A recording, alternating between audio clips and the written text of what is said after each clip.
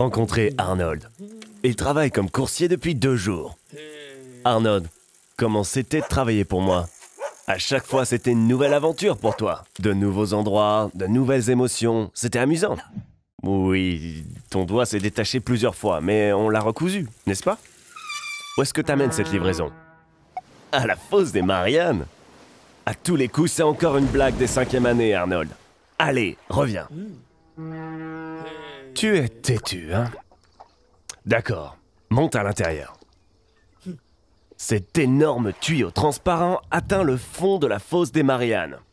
Vous devez descendre 36 070 pieds plus bas. On dirait que c'est incroyablement profond, mais quand on regarde la planète entière, la fosse des Mariannes n'est même pas un nid de poule sur la route. Dans un ascenseur à grande vitesse scellé, le trajet vers le bas ne prendrait que 11 minutes. Quel ignorant tu fais! Maintenant, tu dois descendre manuellement. En raison du fait que le tuyau soit rempli d'air, la pression au fond ne sera que 2 fois plus élevée que la normale. Mais s'il était rempli d'eau, la pression augmenterait 1072 fois.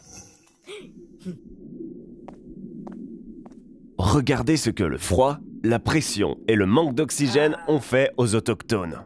Par exemple, afin de survivre, les xénophiophores ont dû développer une immunité à l'uranium, au mercure, au plomb et à d'autres matières dangereuses qui détruiraient toute autre créature sur Terre. En regardant de tels organismes unicellulaires, on pourrait avoir une idée à quoi pourrait ressembler la vie sur la Lune, Jupiter ou Europa. Arnold, sais-tu vraiment ce qui t'attend au fond? La solitude. Il n'y a pas une seule âme vivante ici. Sauf peut-être une crevette perdue. C'est difficile à croire, mais plus de gens ont visité la Lune que le fond de la fosse des Mariannes. Arnold, regarde, il y a vraiment quelqu'un là-bas. Je me demande comment il va te payer. Avec des coquilles? Le voyage retour prendra au moins 24 heures, ou tu peux simplement ouvrir le loquet.